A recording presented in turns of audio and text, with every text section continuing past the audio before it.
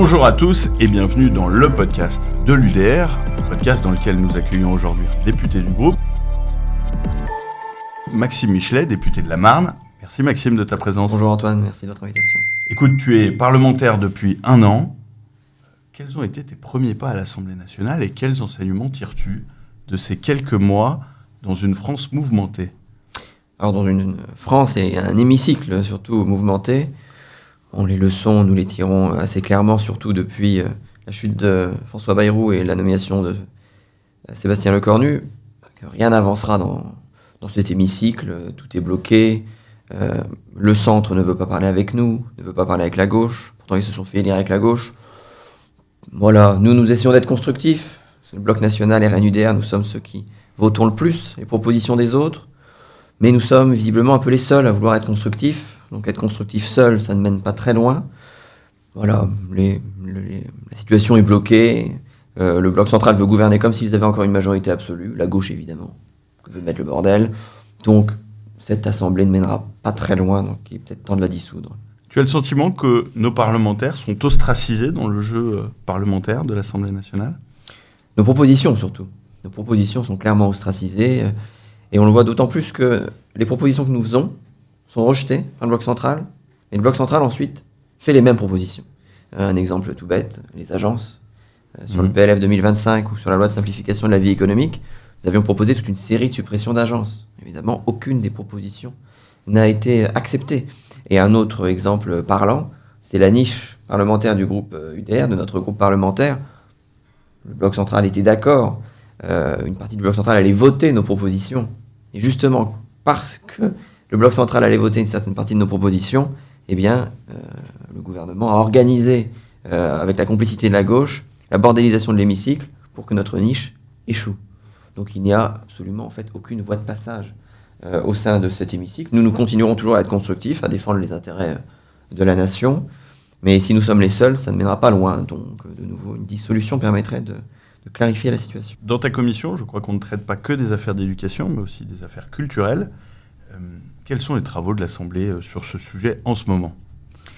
Alors en ce moment, ce qui nous a surtout beaucoup occupé, c'était la loi Dati sur l'audiovisuel public, qui a connu bien des rebondissements en commission, quelques accrochages entre Madame la ministre et l'administration de l'Assemblée nationale qui nous a valu un report.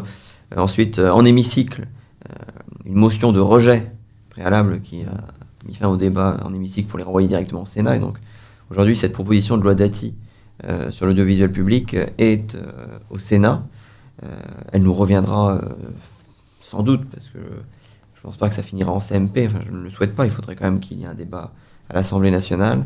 Mais voilà, culturellement, le projet de loi dont nous avons été saisis, c'est celui-ci. Ensuite, nous avons évidemment les auditions de toute une série de membres, de syndicats du milieu culturel français. Je crois que le groupe parlementaire de l'UDR vient, sur cette thématique de l'audiovisuel, d'annoncer la création d'une grande commission d'enquête. Est-ce que tu peux nous en expliquer les contours et les objectifs ? Alors si l'UDR a décidé de créer cette commission d'enquête, c'est pour une raison toute simple. C'est suite à l'affaire, on va appeler Le Grand Cohen, qui a été révélée par le magazine L'Incorrect il y a maintenant quelques jours. Des journalistes du service public qui déclarent, filmés à leur insu, s'occuper de Dati dans le cadre des élections municipales. Deux choses, qui déclarent faire ce qu'il faut pour s'occuper de Dati au municipal. À des hauts responsables du PS. Voilà, il parle avec 2 responsables du PS, et puis il parle aussi de Raphaël Glucksmann et de l'idée, voilà, de ce qu'il voit comme avenir pour Raphaël Glucksmann. À mon avis, ils ont beaucoup d'ambition pour Raphaël Glucksmann, parce qu'il le voit à 32-33% des voix au premier tour de l'élection présidentielle. Bon, on peut toujours rêver, il n'est pas interdit de rêver, mais je doute fort que la gauche atteigne un jour ce score au premier tour de l'élection présidentielle. Et donc ça n'a rien révélé que nous ne sachions déjà. Cela fait des années et des années que, au sein de la droite nationale, nous dénonçons le biais, l'absence de neutralité du service public, de l'audiovisuel public, dans le traitement de la politique. Nous le critiquons. Alors, je vais tout de suite répondre à un argument qu'on oppose toujours à ça. Je suis sûr et certain que les partisans de l'audiovisuel public, nos adversaires, ils sont nombreux, on l'a vu avec l'affaire Le Grand Cohen, aussitôt l'entre-soi médiatico-politique de gauche a serré les rangs et a dit circuler, il n'y a rien à voir, tout ça est une manœuvre de la droite. ils vous diront que le temps de parole de toutes les forces politiques est respecté. Qu'ils invitent tout le monde. Alors déjà, c'est nouveau, parce que fut un temps, il y a encore des journalistes d'ailleurs qui pensent comme ça, fut un temps, on n'invitait pas les représentants du Front National ou du Rassemblement National, on invitait difficilement Éric Zemmour, enfin voilà, tout ce type de personnalités politiques n'étaient pas forcément invitées. Aujourd'hui, elles sont invitées, le temps de parole est respecté, j'ai envie de dire heureusement, parce que c'est la loi. Mais ce qu'il faut regarder, ce n'est pas forcément la répartition du temps de parole, mais c'est le traitement médiatique. Il suffit de regarder les émissions du service public pour voir que quand ils accueillent Raphaël Glucksmann, l'ambiance sur le plateau est beaucoup plus détendue, la conversation se fait de manière beaucoup plus fluide, les interruptions du journaliste sont bien moindres. Quand ils reçoivent Jordan Bardella, aussitôt, l'ambiance est moins détendue. Il y a une tension, les coupures de parole sont... Voilà, il y a une hostilité très nette. Et donc, l'audiovisuel public ne doit pas seulement respecter les temps de parole, il doit aussi être neutre. Pour une raison toute simple, c'est que l'audiovisuel public est financé par les Français, par tous les Français. Sachant qu'aujourd'hui, on le voit dans les sondages. Plusieurs milliards. À hauteur de 4 milliards. À hauteur de 4 milliards par an, ce qui n'est quand même pas une paille, surtout dans les temps de disette budgétaire que nous connaissons. Et sur tous ces Français qui financent l'audiovisuel public, si on regarde les sondages aujourd'hui, il y a 40% des gens qui votent pour le bloc national. Donc il n'y a pas 40% des Français qui doivent financer un audiovisuel public qui insulte leurs opinions. Donc l'audiovisuel public doit s'astreindre à la neutralité. C'est pourquoi l'UDR a décidé de demander une commission d'enquête, de faire usage de son droit de tirage pour une commission d'enquête sur la neutralité du traitement médiatique, de l'information sur le service public. La neutralité dans le traitement sur les plateaux, dans les papiers, dans les articles. Est-ce qu'on s'intéresse aussi à une possible collusion entre des journalistes et des hommes politiques ou des femmes politiques de gauche ? Tout à fait, puisque la neutralité doit aussi évidemment découler du fait de ne pas être lié par des intérêts plus que personnels à la défense de certaines opinions politiques. On va prendre un exemple très concret. Je regardais le JT de 20h pour la nomination, le JT de 20h de France 2, pour la nomination de Sébastien Lecornu, présentatrice de l'émission, et donc Léa Salamé, compagne de Raphaël Glucksmann, futur candidat à la présidentielle, et qui a déclaré être disponible pour le gouvernement plus ou moins. Face à elle, pour commenter l'actualité, elle avait Nathalie Saint-Cric, tante du ministre macroniste, Amélie Oudéa-Castéra. Donc bon, sans faire de procès d'intention, on n'est pas du genre à faire des procès d'intention, nous, à droite. Sans faire de procès d'intention, on peut au moins s'interroger quand même sur au moins un certain entre-soi qui fait que c'est le même monde en fait, qui se commente, qui se défend, qui se contemple quasiment. Et ce, avec les moyens des Français. Et ce, financé par les Français. Alors, l'autre argument qui nous est opposé, on le voit d'ailleurs dans les réactions de la gauche aujourd'hui, on nous dira oui mais très bien, mais bon vous à droite vous avez bien CNews. Et là il y a une grande différence, c'est que CNews et même BFM TV, c'est de l'argent privé. Les gens font ce qu'ils veulent de leur argent, il y a des lois, ils doivent s'astreindre de nouveau à la répartition des temps de parole et CNews s'y astreint. Ensuite, CNews a en effet, sur certaines émissions, parce que sinon le traitement de l'information est neutre et journalistique, sur certaines émissions, une ligne éditoriale, mais une ligne éditoriale assumée. Personne n'est pris au dépourvu quand il va sur CNews écouter des éditorialistes de droite. Le vrai problème, c'est que sur l'audiovisuel public, c'est payé par tous les Français, de l'extrême gauche jusqu'à la droite, et puis surtout, la ligne éditoriale est cachée. C'est hypocrite, c'est un système profondément hypocrite, où ce sont des gens de gauche ou du centre qui font semblant d'être neutres. Et ça, c'est absolument inacceptable. Alors, on peut aller plus loin dans la conversation, en se demandant si philosophiquement un journaliste peut vraiment être neutre. Est-ce que finalement les journalistes ne devraient pas tous dire d'où ils parlent et ce qu'ils pensent, et comme ça au moins on aurait... Si tu dois parler en tant qu'historien du politique au XIXe siècle, dans l'histoire de France, les journaux ont toujours été identifiés à une tendance politique. C'est depuis très récemment qu'on fait semblant que les journalistes sont parfaitement neutres, totalement... Voilà, ils vivent chaque jour que Dieu fait, totalement immergés dans le milieu politique, mais visiblement, ils seraient absolument dépourvus de intouchables, tous idéaux. Dépourvus de toute opinion. Hein, voilà, ils ne font que... Ils regardent et voilà, ils rapportent. Non, évidemment, ils ont des opinions, mais dans ce cas, si le journalisme ne peut pas être neutre, la conséquence politique de cela est assez simple. L'audiovisuel public n'a vraiment de raison d'exister. Parce que l'audiovisuel public a par nature une vocation à être neutre, puisqu'il est financé par l'intégralité des Français. Donc là, on peut en effet Est-ce qu'il a s'interroger. été un jour, cet audiovisuel public neutre? Rappelons aussi son histoire d'ailleurs. L'histoire de l'audiovisuel public. L'audiovisuel public n'a pas été fondé pour être neutre et pour servir la neutralité journalistique. L'ORTF était un outil du pouvoir. Lorsque le nouveau journal de 20 heures était lancé par le gouvernement dans les années 60, c'est le ministre de l'information, c'est le ministre de l'information à l'époque, du gouvernement Pompidou, qui allait aux 20 heures et qui prenait la parole pour présenter la nouvelle mouture du journal de 20 heures. Donc l'ORTF était un outil du pouvoir.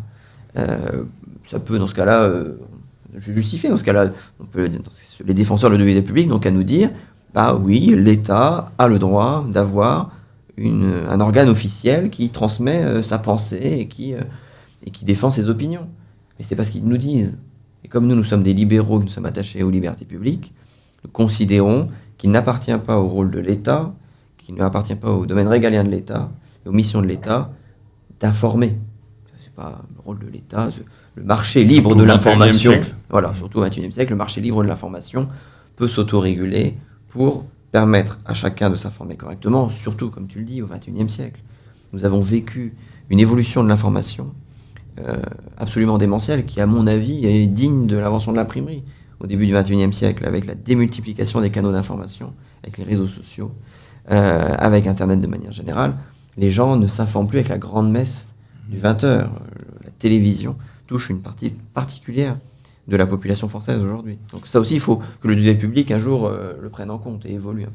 Tu l'as dit, l'UDR utilise son droit de tirage pour lancer cette commission d'enquête. Est-ce que pour nos auditeurs, pour les adhérents de l'UDR, tu peux nous rappeler le modus operandi de la création d'une commission Bien d'enquête sûr. parlementaire? Alors chaque groupe parlementaire, nous sommes 11 aujourd'hui au sein de l'hémicycle, chaque groupe parlementaire a un droit de tirage.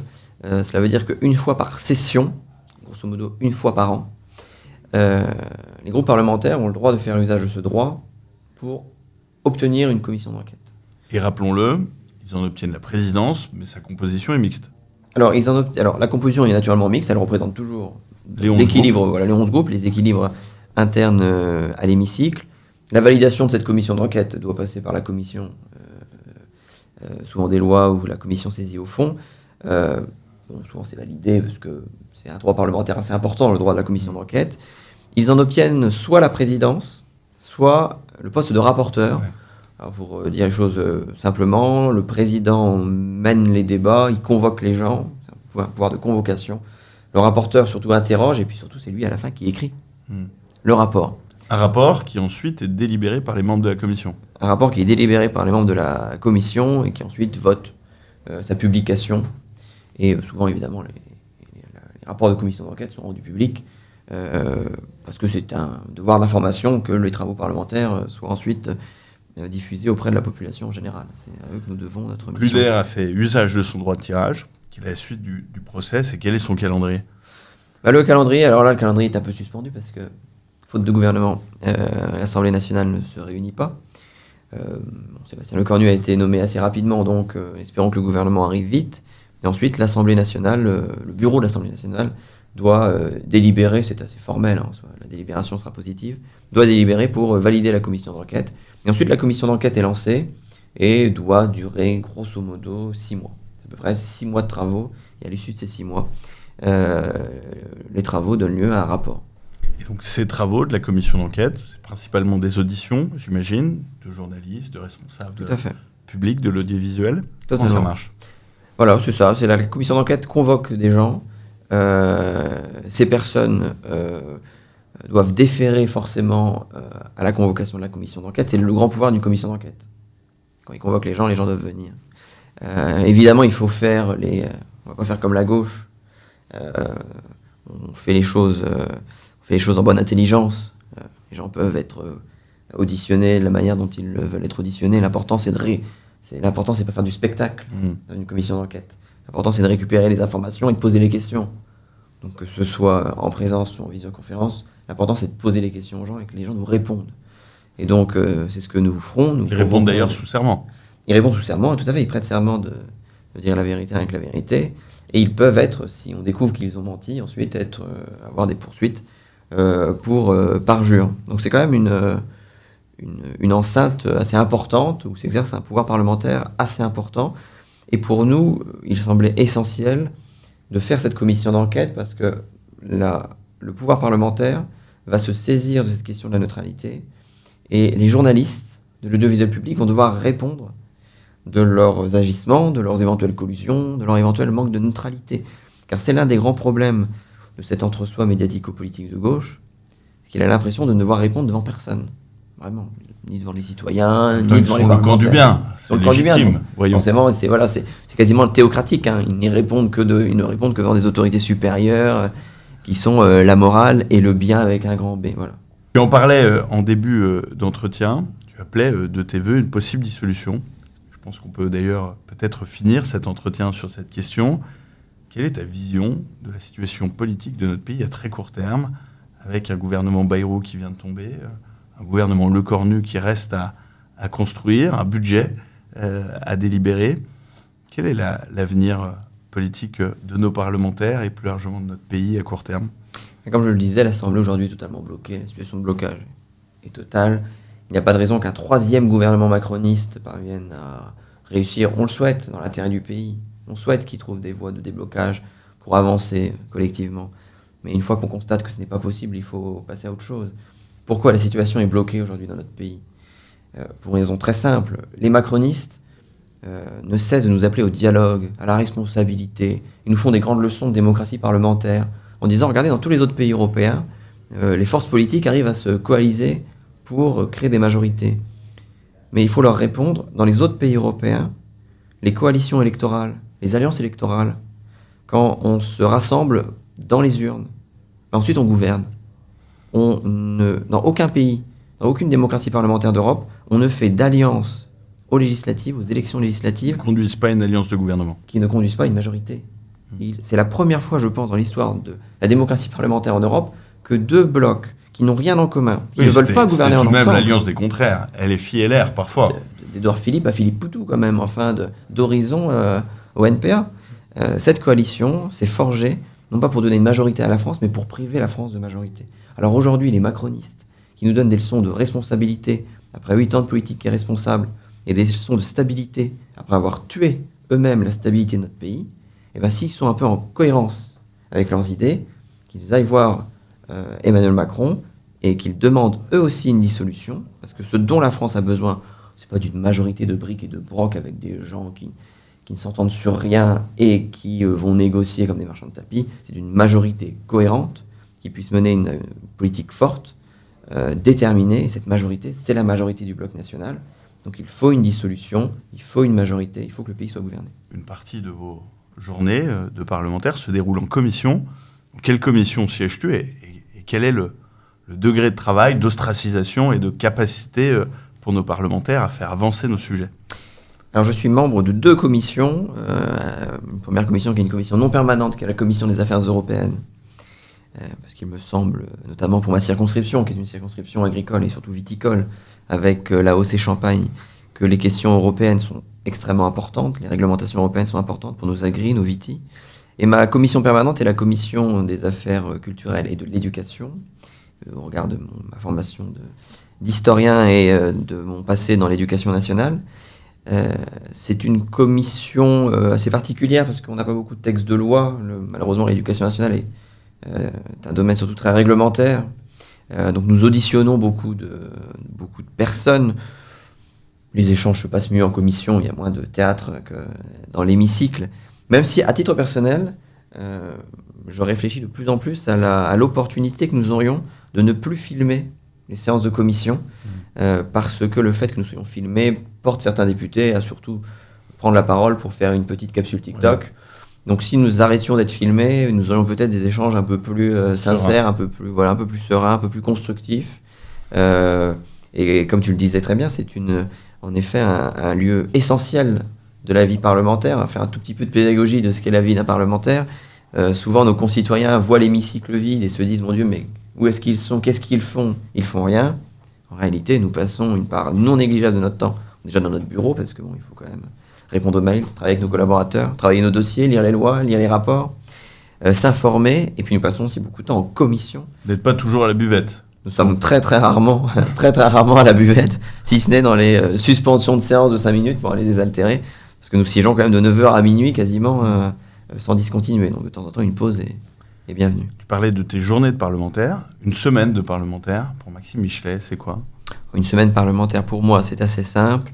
Du lundi au mercredi à Paris, pour travailler en effet les lois, les dossiers, nos propositions aussi, à l'Union des droites pour la République, notamment dans ce qui me concerne les propositions éducatives. Et puis, à partir du jeudi jusqu'au dimanche, en circonscription, pour rencontrer des concitoyens dans ma permanence, pour aller vers les élus locaux, répondre aux invitations nombreuses qu'on a l'occasion de recevoir, pour ma part rencontrer les vignerons, suivre l'état de notre vignoble champenois. Donc les journées d'un parlementaire sont bien remplies et les semaines d'un parlementaire sont bien remplies. Alors, je crois que nous sommes en période de vendange. Les vendanges sont-elles bonnes dans la Marne ? Alors nous sommes à la fin de la période des vendanges pour la Champagne. Elles sont commencées assez précocement cette année. Les vendanges sont bonnes, les vignerons sont contents, c'est ce qui est l'essentiel. Peu de raisins, mais des raisins de très bonne qualité. Donc, a priori, nous aurons un très bon millésime d'ici 2-3 ans. Nous pourrons goûter un excellent champagne 2025, a priori. Merci Maxime Michelet pour cet entretien. Nous prenons attache pour un prochain épisode sur l'éducation, qui est un vrai enjeu pour notre pays. Et à très bientôt aux auditeurs de l'UDR.